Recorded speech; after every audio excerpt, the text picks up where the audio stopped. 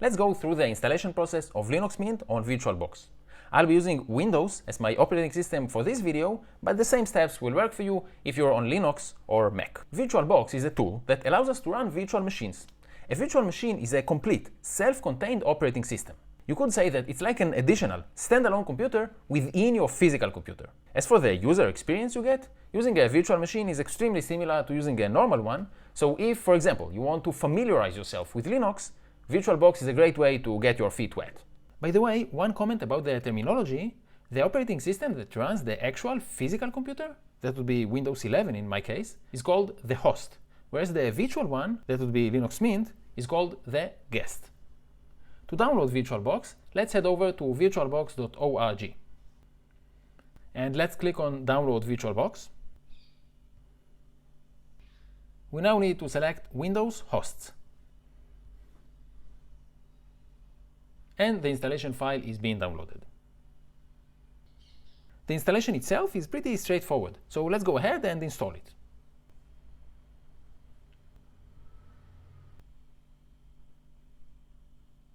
I'm going to leave everything as it is.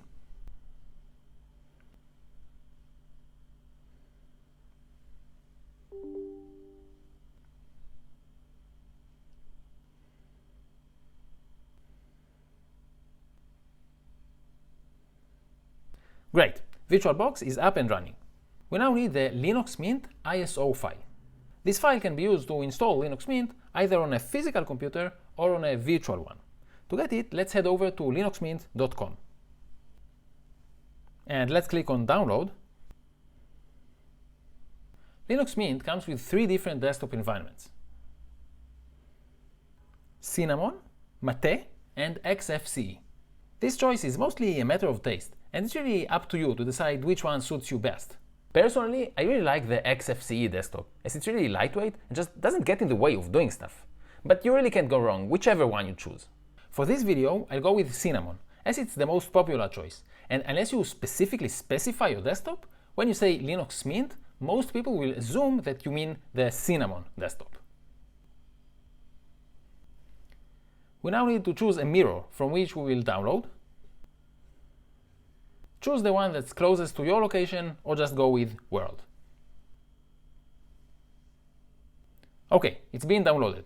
It's a big file, more than 2 GB, so I'll be back when it's done. Okay, the file was downloaded. Let's get back to VirtualBox and create our virtual machine. We're creating a new virtual machine, so let's click on New. Let's name it.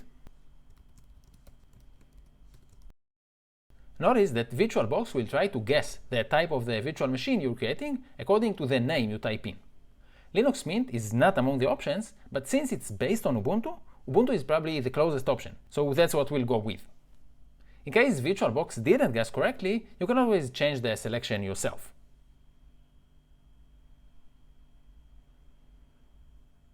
As for the folder for the virtual machine, I'll go with the default, but it can be changed.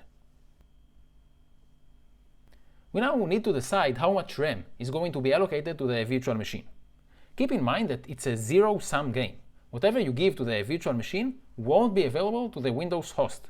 So try to give the virtual machine a good amount of RAM, but don't give too much, and make sure you stay in the green zone. I'll go with about 3.5 GB.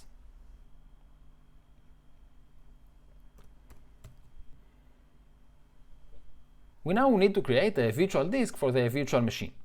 The virtual machine won't have access to the entire physical disk, so we're going to allocate a chunk of it, which is nothing but a file in a special format, and the virtual machine will be confined to this area of the disk. It won't even be aware that there is anything beyond that. We can use an existing virtual disk, but since we didn't create any virtual disks yet, we're going to create a new one. I don't want to get into disk file types, so let's just go with VDI, which is the format that's most compatible with VirtualBox. We can now choose if the disk space for the virtual machine will be allocated up front or increased during the life of the virtual machine whenever it requires more. I'll go with dynamically allocated. We can name the virtual disk and change its location.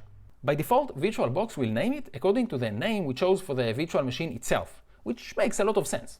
And we also need to set the size of the virtual disk. If you chose fixed size in the previous step, that's how much will be allocated. And if you chose dynamically allocated, that's the limit to which the virtual disk can grow. 10 GB should be enough for a basic installation of Linux Mint, but it's a bit cramped, so I would suggest to increase it a bit. I'll go with 15 GB.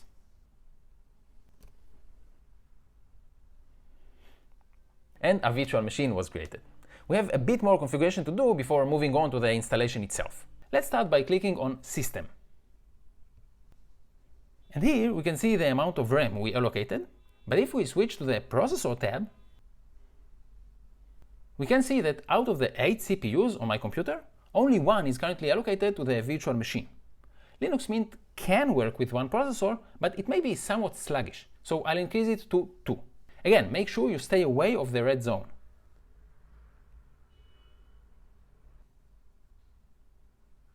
As for the video memory, I'm going to drag it all the way to the right, as it will help the virtual machine to be more responsive.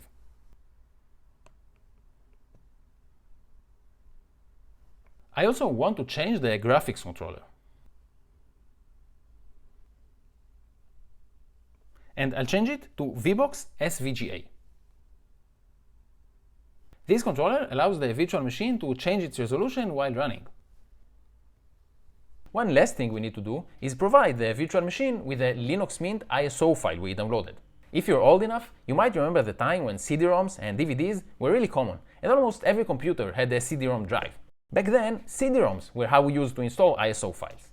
It's not the case anymore, and we mostly use USB flash drives nowadays. But when it comes to virtual machines, CD-ROM drives are still at their prime.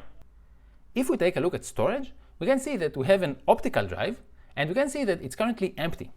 This optical drive is a virtual CD-ROM drive. We need to attach our ISO file to this optical drive, and it's equivalent to inserting a CD-ROM containing this ISO file to the CD-ROM drive. So let's insert the ISO file to the optical drive.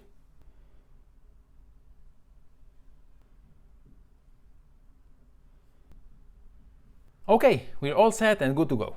Let's go ahead and start the virtual machine, which in turn will start the Linux Mint installation.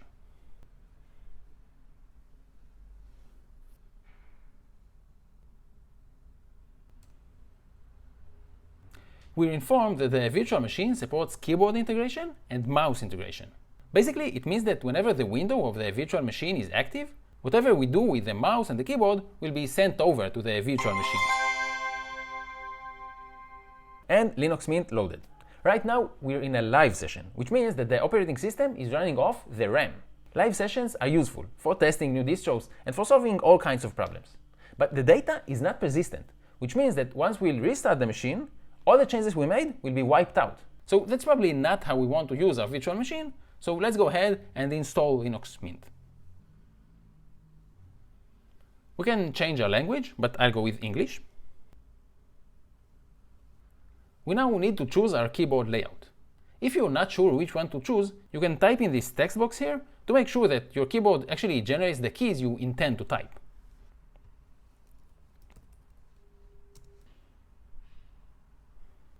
And let's install the multimedia codecs so our system will support more media file formats. I'll now choose Erase Disk and install Linux Mint. You can rest assured that whatever you have on your physical disk will stay intact, since the virtual machine only has access to the virtual disk we created a few moments ago. So even though the virtual disk will be formatted, it's completely separated from the actual physical disk.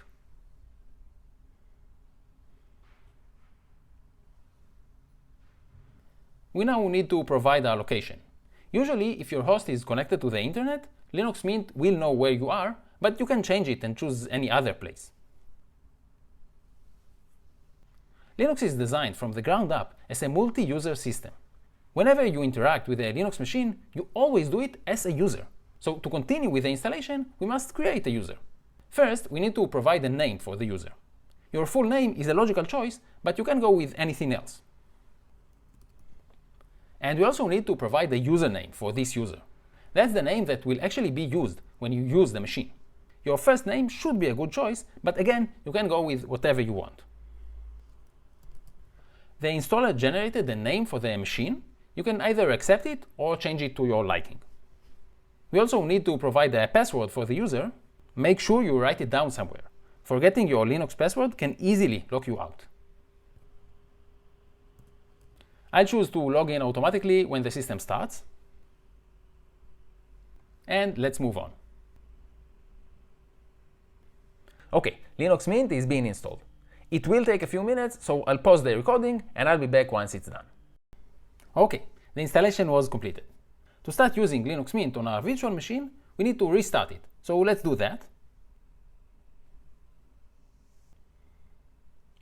And we're told that we need to remove the installation medium.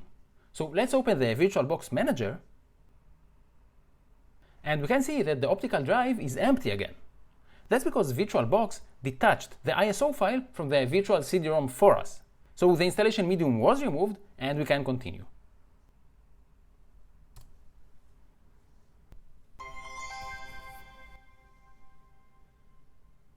And Linux Mint successfully loaded. We get a message to check our video drivers, but this message has been there for years with VirtualBox and Linux Mint, and you can safely ignore it. We also get this welcome screen, but personally I don't find it too useful, so I'll turn it off.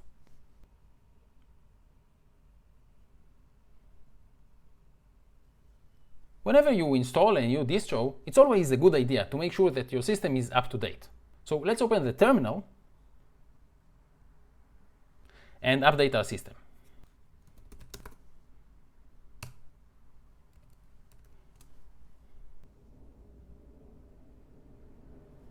We can resize our virtual machine so it will use a bigger portion of the screen. And Linux Mint changes its resolution accordingly. We can also enable full screen, and the shortcut for that is Host F. On Windows, the host key is the right control. So let's try it. Right control, F. And it's now using the entire screen. To get back to the host, we can press right control F once again. Thanks for watching, and I'll see you in the next one.